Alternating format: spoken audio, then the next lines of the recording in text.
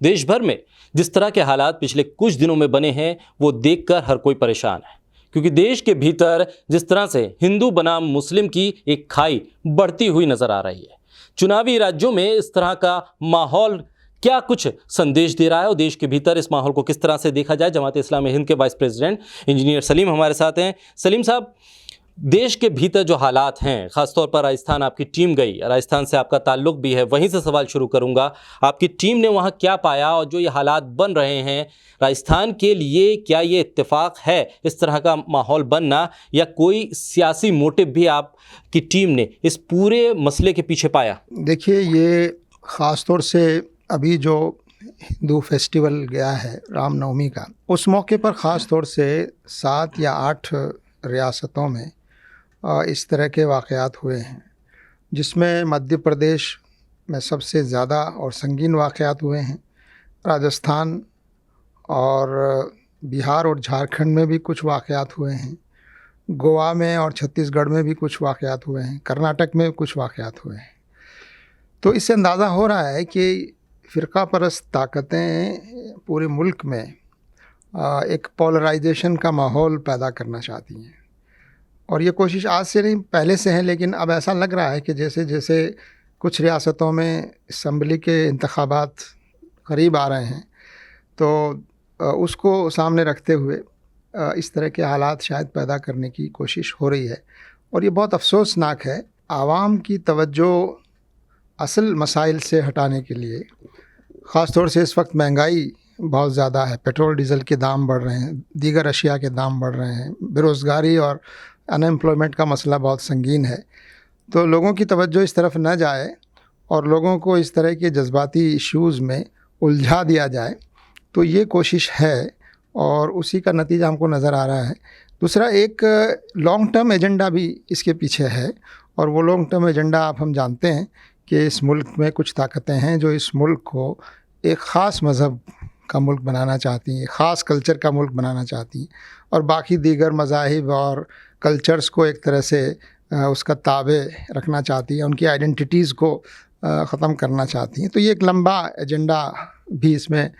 शामिल है। तो जो वाक़यात मध्य प्रदेश में, राजस्थान में, गुजरात में हुए हैं, ये बहुत संगीन हैं,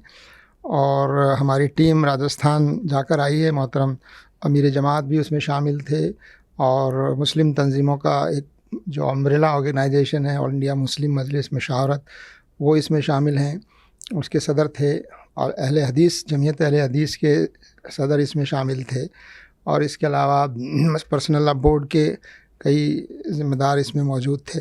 क्या कोई एक ऐसा प्रोग्राम भी है आपके पास कि जिसके तहत तमाम मुस्लिम ऑर्गेनाइजेशन के रिप्रेजेंटेटिव, प्रधानमंत्री, गृह मंत्री और तमाम वो स्टेट जहां पर इस तरह के हालात बने हैं वहां के मुख्यमंत्री से मिलें, 1 to 1 बातचीत करें और ये बताने की कोशिश करें कि मुस्लिम जो कम्युनिटी है वो किन हालात में है और इन हालात के पीछे की वजह क्या है और इसको कैसे सुधारा जा सकता है? क्या इसके ऊपर भी कोई प्लान ऑफ एक्शन तैयार किया जा रहा है? ये बात सही है कि इस वक्त टारगेट मुस्लिम कम्युनिटी है, मुसलमान इस वक्त टारगेट हैं, लेकिन जो ताकतें हैं उनका एक बड़ा मंसूबा है, और ये जो चीज़ें हो रही हैं ये यकीनन मुसलमानों को टारगेट करके की जा रही हैं, और इसका सियासी फ़ायदा भी उनको मिला भी है, और आगे इनको उम्मीद है कि शायद मिल जाए। लेकिन हम ये समझते हैं कि ये मसला सिर्फ़ मुसलमानों का नहीं है, ये एक मुल्क के सामने भी एक बड़ा चैलेंज है, मुल्क की आवाम के सामने एक बड़ा चैलेंज है कि हम कैसा भारत चाहते हैं, हम कैसा मुल्क चाहते हैं। और अगर ये पोलराइजेशन और सोसाइटी में डिवीज़न का सिलसिला रहा तो हम इस मुल्क को न तरक्की की राह पर ले जा सकते हैं, ना इस मुल्क को एक ताकतवर मुल्क बना सकते हैं, ना इस मुल्क के मसाइल को हम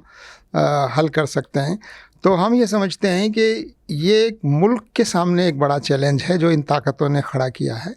और पूरी मुल्क की संजीदा आवाम को मिलकर, सिर्फ मुसलमानों को नहीं बल्कि संजीदा आवाम को मिलकर इस मसले का हल निकालना होगा और इसके लिए कोशिश करना होगा। और जमात इस्लामी हिंद इसी नज़रिए से काम कर रही है। एक तरफ मुस्लिम तंजीमें अपनी ज़िम्मेदारी अदा कर रही हैं, और दूसरी तरफ जो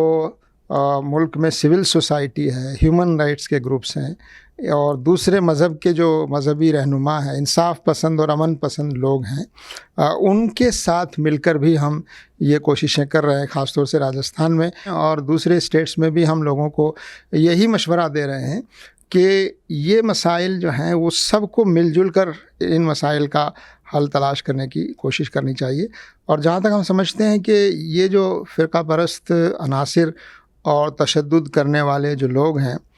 ان کے حوصلے تبھی بڑھتے ہیں جب ان کو یہ یقین ہوتا ہے کہ ہمارے خلاف کوئی کارروائی نہیں ہوگی، اور وہ ان کے حوصلے بلند ہوتے ہیں۔ اور بعض جگہ تو حکومتیں ایسی ہیں کہ جن کے بارے میں ان کو یقین ہے کہ ان کے خلاف کوئی کارروائی نہیں کی جائے گی۔ تو یہ جو صورتحال ہے یہ بہت سنگین ہے کہ اگر فسادیوں کو یہ یقین ہو جائے کہ ہمارے خلاف کارروائی نہیں ہوگی تو پھر اس بگاڑ کو، اس فساد کو روکا نہیں جا سکتا۔ اور دوسرا، ہم پہلے بھی فسادات اور اس طرح کے واقعات ہوئے ہیں، ہم یہ سمجھتے ہیں کہ اگر کوئی اسٹیٹ کی حکومت اور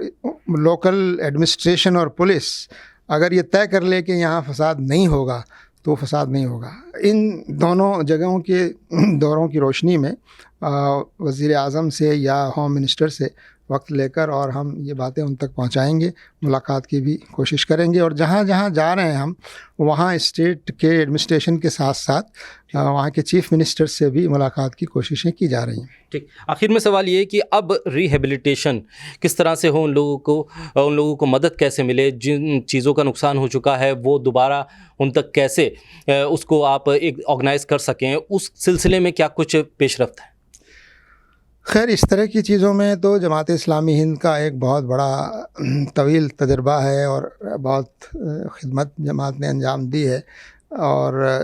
ایک مرحلہ تو ابھی فوری ضرورت کا ہے کہ اس وقت فوری طور پر جہاں فساد ہوا ہے، جن کے مکانات اور دکان جلے ہیں، ان کو کیا کیا جائے، تو وہ فوری سروے کر کے اور ان تک فوری مدد جو جماعتیں پہنچا سکتی ہیں وہ بھی پہنچائیں گی، لیکن اس سے بڑی ذمہ داری ہماری یہ ہے کہ ان کا پورا بلینکٹ سروے کر کے، بہت باریک سروے کر کے، اور حکومت کو اور ایڈمنسٹریشن کو اس پر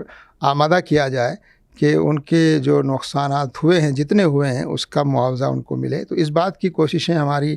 لوکل جو ٹیمز ہیں اور ہماری لیگل ٹیمز ہیں وہ انشاءاللہ انہوں نے کرنا شروع کر دیا ہے۔ بہت شکریہ صدر ٹائم سے بات کرنے کے لیے۔ تو ملک کے جو حالات ہیں وہ بے حد سنگین ہیں، یہ صاف طور پر